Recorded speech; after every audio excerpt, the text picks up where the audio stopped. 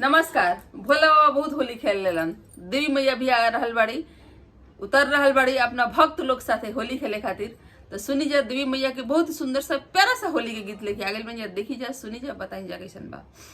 सेरा पासावार मैया सेरा पासावार, नागारी नागारी होली खेले मैया सेरा पासावार, नागारी नागारी होली खेले।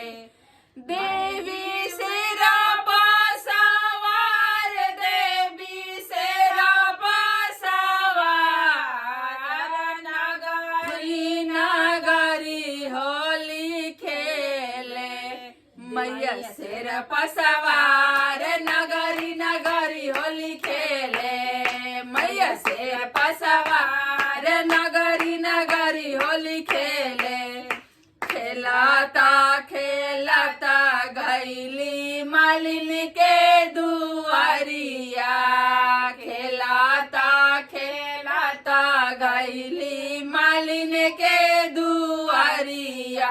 अरे मालिन बिटिया रंग ले ले खाड़ हो, ए हो मालिन बिटिया रंग ले ले खाड़, नगारी नगारी होली खेले देवी सेरा पासावार, नगारी नगारी होली खेले देवी सेरा पासावार, नगारी नगारी होली खेले।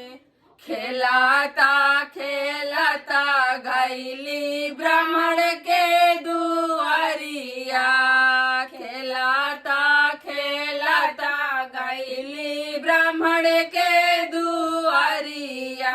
अरे ब्राह्मण बेटी रंग ले ले खाड़ हो, ए हो ब्राह्मण बेटी रंग ले ले खाड़, नगारी नगारी होली खेले मैया सेरा पासावार, नगारी नगारी होली खेले देवी सेरा पासावार, नगारी नगारी होली खेले।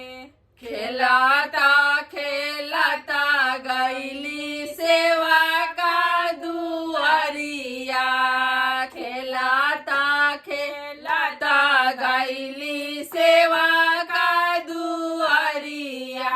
अरे सभे सेवका रंग ले ले खाड़ हो, ए हो सभा सेवका रंग ले ले खाड़, नगारी नगारी होली खेले मैया सेरा पासावार, नगारी नगारी होली खेले देवी सेरा पासावार, नगारी नगारी होली खेले मैया शेर पासावार, नगारी नगारी होली खेले मैया शेर पासावार, नगारी नगारी होली खेले मैया शेर पासावार। होली है होली खेले, होली है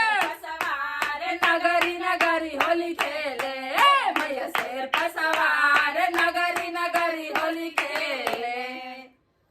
धन्यवाद। के देखला हमनी के आज पहली बार, तो पहली बार देखला तो हमनी के चैनल के सब्सक्राइब कर ली जा, आ जे पहले से देखा था वीडियो के लाइक करी जा, शेयर करी जा, कमेंट करके बताई जा कि अब हमनी के गीत कैसन लगता, पहले से बेहतर भइल बा, का भइल बा, कैसन होली के गीत लागल, तन बताई जा।